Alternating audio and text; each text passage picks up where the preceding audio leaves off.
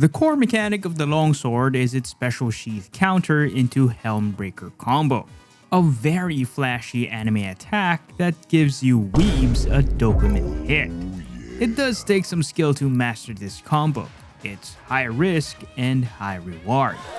And if you're not pulling off these counters consistently, well, you're not dealing optimal damage with the Longsword.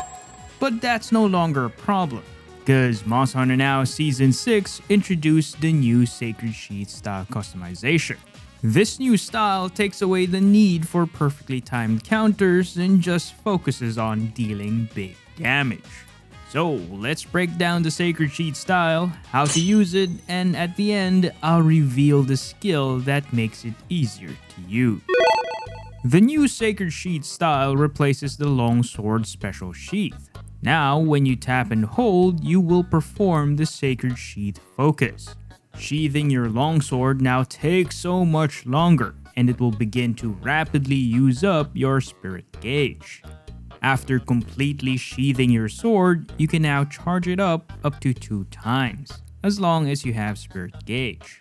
But if you run out of gauge, it will automatically unleash an attack.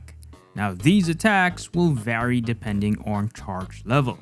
Charge level 1 will perform a combo attack that ends with the Spirit Roundhouse Slash. It's not a flashy combo and it doesn't deal a lot of damage. What you want to do is charge up to level 2. This is where the magic happens. Completing the charge up to level 2 and releasing it will result in this big damage finisher. This style kinda makes the Longsword play like the Greatsword, because now you gotta charge up your attack to unleash some big damage numbers. The catch is, you need to have enough gauge if you want to charge up to level 2. While you have gauge, you can charge and perform evading steps by swiping on the screen. This will allow you to reposition closer to the monster or dodge any incoming attacks. Nice. From my experience, you don't really need to fill up the spirit gauge until it turns red to reach charge level 2. If you fill it up just before it turns red, you will still have enough gauge to reposition yourself and charge to level 2. Using the Longsword special move can also be very helpful in this scenario, since your spirit gauge will passively recover after performing the Helmbreaker. This effect will allow us to keep spamming the Sacred Sheath and dish out some big damage numbers. It's also important to note that the Sacred Sheath style doesn't take away your ability to counter monster attacks. Before fully sheathing your Longsword, if you release your finger at the right time, you will counter the attack and recover a bit of gauge. Then you can follow it up with the Spirit Roundhouse Slash. Sadly, it no longer follows up into a Helmbreaker, and for me, I don't see the point of doing any more counters while using the Sacred Sheath style, since you can't do Helmbreakers anymore. I'd much rather perform perfect dodges instead, cause it's much safer this way. Once the Longsword is fully placed in its scabbard, that's when you lose the ability to counter monster attacks. If you release your finger at this point, you will perform an attack and you will get hit. That's why I usually perform the Sacred Sheath only after breaking monster parts or after dodging monster attacks with long animations.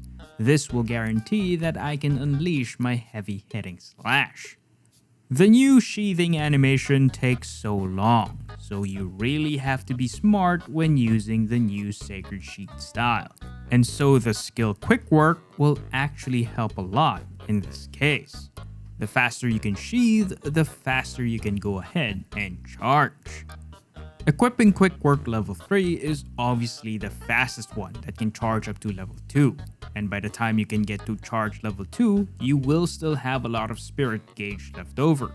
So you have more freedom to hold the charge longer and reposition yourself. Quick Work level 2 is only slightly faster than level 1, so I think level 1 is the sweet spot. During testing, I did equip the Glavenous Waste to get Quick Work level 2. It did make Sacred Sheathing more natural to use, but it did also make my damage output more inconsistent, since I'm using the Toby Longsword with my crit element build, and the Glavenus Waste replaces my Pink Rathian Waste that has crit eye level 3. This takes away a huge chunk of my affinity, making my damage very inconsistent.